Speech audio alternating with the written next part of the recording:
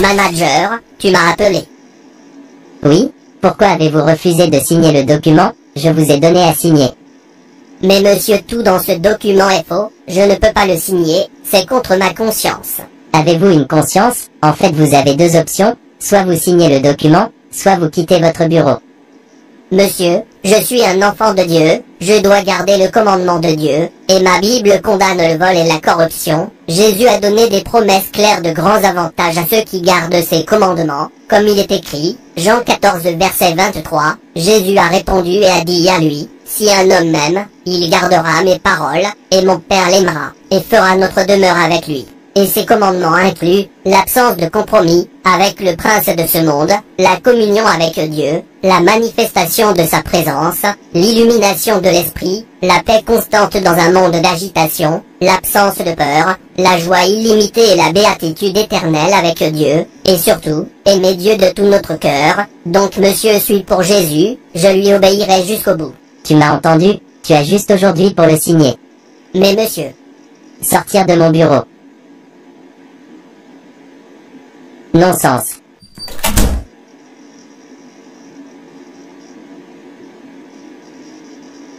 Merci Jésus. Oh Dieu, que dois-je faire? Pourquoi cette tentation? Tu sais que j'ai souffert pour obtenir ce travail, et je ne peux pas me permettre de le perdre. Sauve-moi, souviens-toi que je suis ton serviteur, ne me donne pas de tentation plus grande que moi, s'il te plaît Dieu. Peter, que fais-tu ici? Il est tard, tu ne rentres pas à la maison.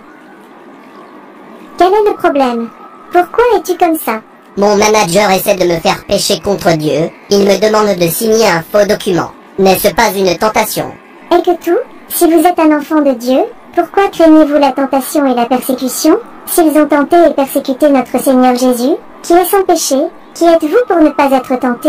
Vous voyez, si vous êtes un vrai enfant de Dieu, et d'année en année, de mois en mois, de semaine en semaine, de jour en jour, vous ne faites face à aucune tentation. Cela signifie que vous n'êtes pas un véritable chrétien.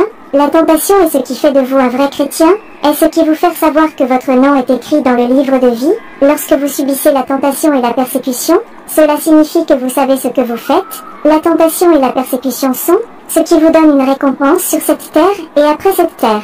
Tu ne comprendras pas.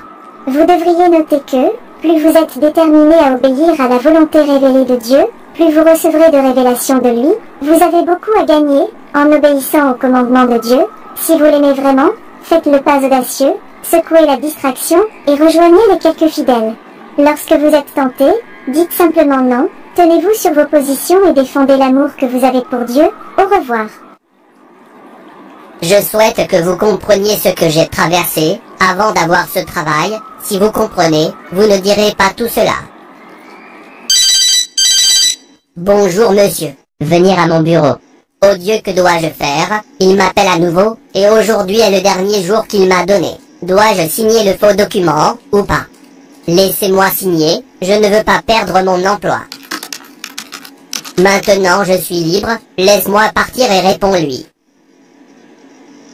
Je suis là, monsieur. Oui, l'avez-vous signé? Oui, monsieur, je viens de le signer, avant de venir. Je suis désolé, vous n'êtes pas qualifié. Monsieur, que voulez-vous dire? Je l'ai signé. Je souhaite que vous ne l'ayez pas signé, vous auriez pu être promu directeur de l'autre société. Le propriétaire m'a demandé de rechercher un véritable chrétien, une personne qui craint Dieu, qui ne peut pas faire de compromis quoi qu'il arrive. Alors je t'ai envoyé un texto parce que je pensais que tu étais un vrai chrétien, mais je me trompe. Quoi? Mais c'était une tentation. J'avais peur de perdre mon emploi. C'est pourquoi vous n'êtes pas qualifié pour être le manager. Si vous êtes un enfant de Dieu, je veux dire un authentique, vous ne craignez rien, que ce soit la tentation, les épreuves ou la perte de votre emploi pour l'amour du Christ. Non, non, non, j'ai travaillé si dur pour ça. Monsieur, s'il vous plaît, essayez-moi à nouveau. Je suis désolé, c'est fini. Peur de perdre mon travail, tu m'as tué. Mais tu n'as pas peur de perdre Dieu? Dis-moi, ton travail, et l'amour de Dieu en toi, lequel est le plus important? C'est une contradiction, en termes pour un individu de dire qu'il ou elle aime le Christ, seulement pour que le cœur soit donné au monde.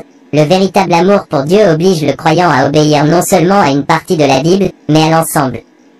Pour ces croyants, le commandement du Christ à travers la Bible régit leurs actions, leurs goûts, leurs relations, leurs possessions, leur mode de vie, leur conversation, etc. En effet, la parole de Dieu contrôle tous les domaines de leur vie, y compris où ils vont. Ce qu'ils regardent, où ils travaillent et ce qu'ils définissent comme priorité dans la vie, ils seront, sans excuse, prêts à dire non, aux suggestions, tentations, pressions, persuasions et menaces, qui vont à l'encontre de la parole du Christ. Parce qu'ils le chérissent comme Seigneur, ils ne se soucieront pas du coût, ils doivent payer, la perte qu'ils peuvent subir, ainsi que la honte, qu'ils doivent supporter à cause de son nom, ces vrais enfants de Dieu. Apprendre à être un véritable enfant de Dieu, qui se tiendra toujours debout pour le défendre quoi qu'il arrive. Tu peux maintenant partir. J'ai prétendu aimer Dieu, mais je n'ai jamais défendu mon amour pour lui. Quel genre de chrétien je suis? Enfants de Dieu, la tentation fait des enfants de Dieu, savoir qu'ils n'ont pas dévié d'aimer et d'adorer Dieu. Chaque fois que vous êtes tenté, cela signifie que vous êtes toujours sur la ligne, vous n'êtes pas tombé. La tentation et la persécution est un processus d'obtention récompense au ciel et sur la terre. Que Jésus a été conduit par l'Esprit à être tenté par le diable, suggère que même les croyants qui sont solides dans la foi peuvent subir des épreuves et des tentations. Cela passerait par de juteuses incitations à faire des compromis. À la poursuite de notre pain quotidien. Matthieu 4 verset 3, par des offres de renommée et d'influence mondaine.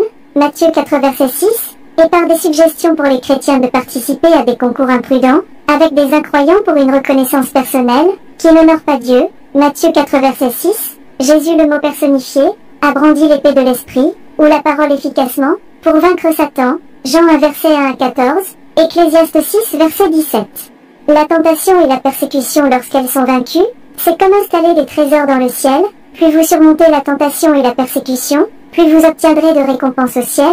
La tentation et la persécution sont comme un billet pour le ciel, lorsqu'elles sont vaincues, puisque les croyants s'engagent dans une perpétuelle guerre spirituelle avec le diable. Nous devons nous armer de la parole de Dieu, pour toujours vaincre. Nous devons permettre à l'Esprit Saint d'enseigner et de nous guider dans l'application appropriée de la parole pour pouvoir dire, il est écrit plus fort que Satan. La consommation régulière et l'intériorisation de la parole de Dieu sont essentielles pour surmonter les assauts sataniques dans la vie, et le ministère de la parole de Dieu porte le pouvoir éternel de la divinité, que Satan ne peut pas supporter. Là où la parole d'un roi est dans votre cœur, il y a du pouvoir. Si vous aimez Dieu et Jésus, vous leur obéirez plutôt qu'à l'homme. Essayez d'être un vainqueur face à la persécution et à la tentation. Merci d'avoir regardé. Et n'hésitez pas à vous abonner, liker et partager. Que Dieu vous bénisse. Et rappelez-vous, Jésus vous aime vraiment.